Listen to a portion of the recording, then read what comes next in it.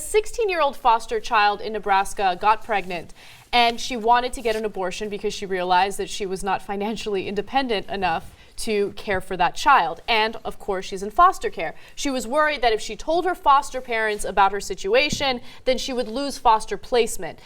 So she went to a judge and she begged the judge to allow her to have an abortion. The judge said no. Okay, and keep in mind that she is a ward of the state, and according to the Nebraska Department of Health and Human Services, if a ward decides to have an abortion, the consent of the parents or department is not required, although notification of the parents of the abortion might be required. Okay, so in 2011, the law in Nebraska actually changed, and the law stated that instead of only having to tell your parents that you're going to get an abortion, you have to get written consent from your parents. Otherwise, you cannot get an abortion. There are certain exceptions, and those exceptions include, going to a judge and proving that you are mature enough to make that decision for yourself. And that's what this girl, this 16-year-old girl, attempted to do. She goes to the judge, but this judge, Peter Battalion, says, when you have an abortion, it's going to kill the child inside you.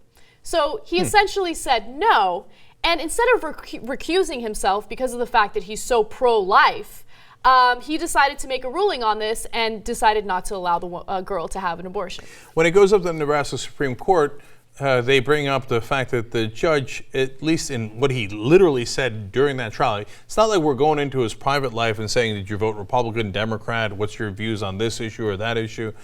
He said it in court. He said, you're going to kill the child inside you, meaning he clearly believes, I don't give a damn what you think. My opinion is that it's already a fully formed human being, and hence I will not allow you to do this.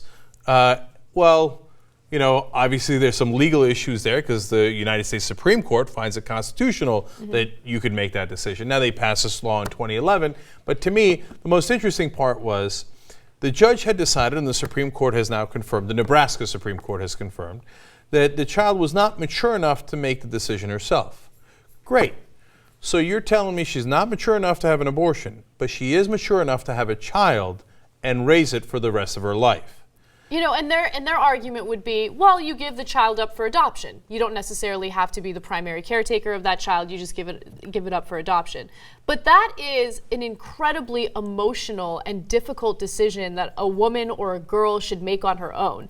Acting as if it's an easy thing to have a child, go through labor, and then give that child up for adoption and know that your child is out there somewhere for the rest of your life being taken care of by someone else. And by the way, she's a foster child herself, right? She's been neglected. She's been abused by her own biological parents. She is finally in a foster care that she's happy with, but they're extremely religious. I mean, maybe she doesn't want to have a child and put that child out there for the system to make a decision. Right, and her parents had issues of abuse towards her 2 years ago. It doesn't affect this case, but it is what she lived through. Exactly. Right? And so now you say, well, okay, not mature enough to make the decision on an abortion. You say, okay, you can do adoption. Okay, is she mature enough to make a decision on adoption, which she can't take back, that affects the rest of her life, and that once the child is born, it's human, it's a life, it's her kid, and at that point, giving it away might be far more traumatic than doing a procedure early on when, an independent human being has not formed yet. But of course, unfortunately, the right wing in this country decides, I don't want you to have that decision. I want me to have that decision. I will make that decision for you. And it is what it is. And so now it's been 3 months. It's unclear at this point what this girl wound up doing. You could go across state lines, of course, and get an abortion that way. We don't know if she did, but the state of Nebraska has at least decided, we don't give a damn what you think. We're going to tell you that the mature thing to do is to have the kid. And think about how devastating this would be to young girls that have been sexually abused and raped, and they get pregnant as a result of their rape.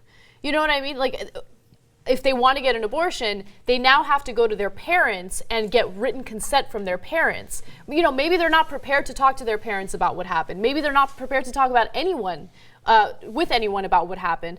It doesn't make sense to have a state make a decision about someone, especially when that decision is going to impact the rest of their lives. And by the way, let alone this loophole, which is even crazier when you don't have a parent. and so then they say, haha, sad day for you. So that means we get to make sure that we make the decision for you.